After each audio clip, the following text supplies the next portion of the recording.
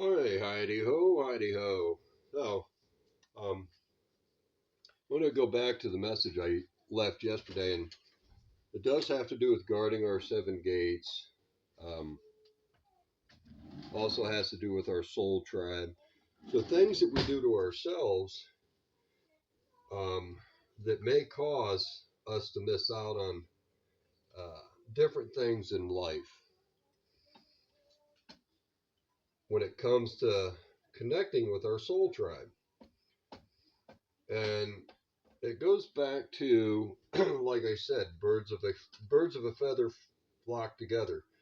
Well, there's truth in that, and there's also non-truth in it. What I mean by that is everything is currency, energy, and we attach ourselves to negative energy, then we're attached to the negative energy. So, in my life, like I said, I've learned about the gut fillings and guarding our seven gates, and I love psychology and so I'm learning all these things and I'm reevaluating my own life. So quite often what I say has sometimes has to do with myself as well.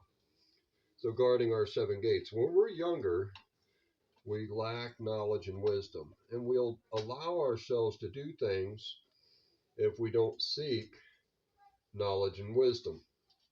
So we'll be put in situations. So I was taught to always be accepting of other people. Okay. Well, that's true and untrue at the same time. So it's a what's called a half truth. You have to accept other people, but it doesn't mean you have to have those other people that you accept. Okay, so they live their life a certain way. Well, I don't need them in my life. I just have to accept that they have a right to do things. So as long as they aren't causing harm to me, I leave them alone. That's what it comes down to. So back to how we attach ourselves to things. What we attach ourselves to can very well be exactly what is keeping our soul tribe from coming. so, um, a lot of people say soulmates, and like I said yesterday, well, a soulmate is not masculine or feminine gender, but is both masculine and feminine gender. So, soulmates is talking about your soul tribe. So, my soul tribe may come in contact with me and do the same thing like I've done in the past. Okay, well, I see somebody who I have a deep connection. I can instantly feel a bond with them. Their character resonates with my character. But there are people that they are associating with whose characters don't resonate with my character. They go against the grain, we'll say. And they live their life a certain way and they do certain things and you know that will keep those people away from me or away from you. So we come into contact with somebody and we're like, man, I really like that individual, but I really don't like the company they keep. So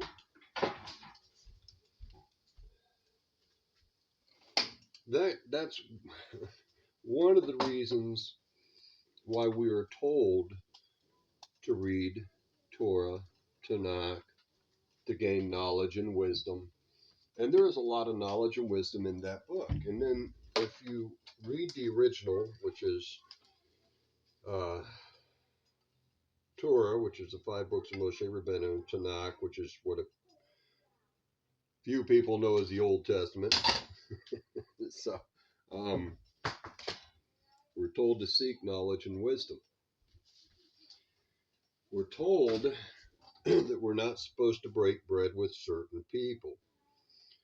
So when we're breaking bread with certain people, there's energy in everything we do.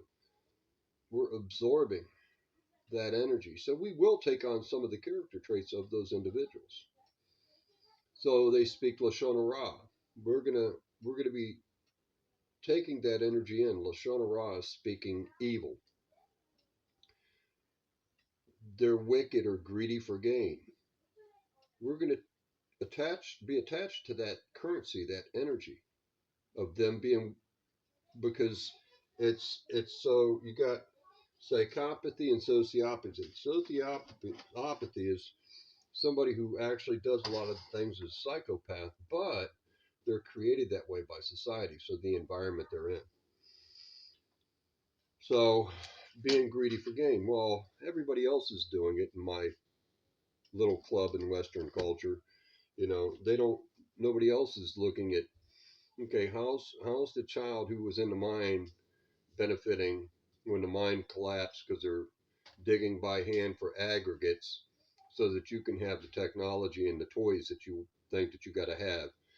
Consumerism, gimme, gimme, gimme, gimme.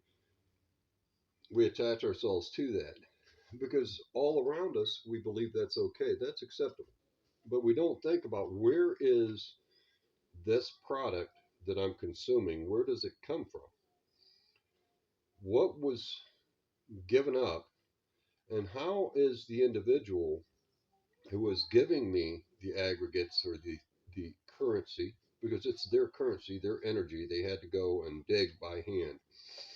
What exactly are they giving and what are they receiving in return? Okay, so that individual is living on a bowl of rice. We're attached to that energy. So while you're sitting and eating steak and caviar and shrimp and drinking bottles of wine and enjoying your life off of somebody else's sweat equity who's eating a bowl of rice, there's not even exchange of currency there. That's wickedness. We're attaching ourselves to that. So you're going to attract your soul tribe ultimately. And if you truly want decent people in your life, decent people aren't greedy for gain. You don't pick a king with many horses and many wives. You, you detach yourself from those things. So that's why, kind of like myself, I've detached myself from. I grew up. I was indoctrinated into using the Gregorian calendar and the Time Zone Act, but I've detached from all that stuff.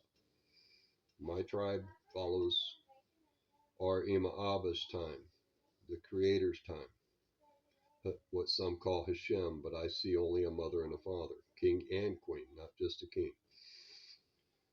So quite often what we're doing is we're pushing away our soul tribe.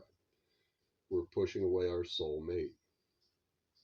So somebody who has actually worked on themselves doesn't want to be in an environment of people that are sucking their energy, what they call energy vampires.